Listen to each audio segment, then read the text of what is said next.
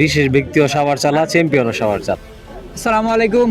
অবশেষে GPL season 14-এর mega ফাইনালের সমাপ্তি এবং ফাইনালে জিতা হারা বড় কথা না, ফাইনালে অংশগ্রহণ করা বড় কথা। এখন কথা হচ্ছে সুহান চ্যাম্পিয়ন হয়েছে, এখন ফাইনালটা কারে উৎসর্গ করব? আলহামদুলিল্লাহ, ফার্স্ট টাইম জিপিএল ফাইনালে উঠছি, ফার্স্ট টাইমে চ্যাম্পিয়ন হয়েছি।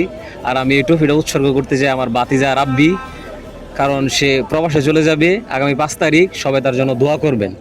তো সুহান তার বাতিজারে উৎসর্গ করছে। এখন কথা হলো রাব্বি খেলছে সরকার অ্যান্ড ব্রাদার্স।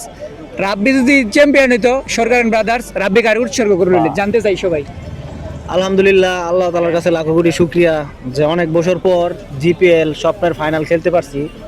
যদিও চ্যাম্পিয়ন হইতে পারি নাই, তবে চ্যাম্পিয়ন হইলে আমি আমার বাতিজা সোহান রে উৎসর্গ করতাম।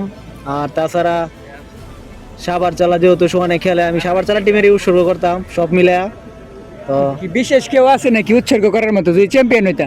যদি চ্যাম্পিয়ন হইতাম তাহলে হয়তো বা বিশেষ কোনো ব্যক্তির উৎসর্গ করতাম, যেহেতু চ্যাম্পিয়ন হই নাই তাই আর ওরে মেনশন করলাম না। মানে বিশেষ ব্যক্তি কি এই সাভার চালাই নাকি যে চ্যাম্পিয়ন হয়েছে? বিশেষ ব্যক্তি ও সাভার চালা, চ্যাম্পিয়ন ও সাভার চালা। তো সুজন ভাই, বিশেষ ব্যক্তি কি আসলে সাভার চালা? অবশ্যই সাভার চালা। আর বিশেষ ব্যক্তির এই যেই জিতুক, সুহান জিতুক, রাব্বি জিতুক, এই বিশেষ ব্যক্তির এনে উৎসর্গ যাইবো, ঠিক আছে?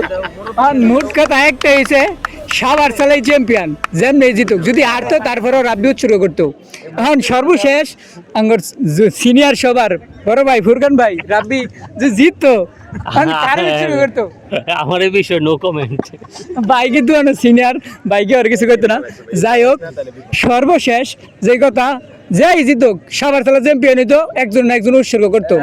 যাই হোক, ধন্যবাদ সবাইকে এবং congratulation S S royal Savar চালা।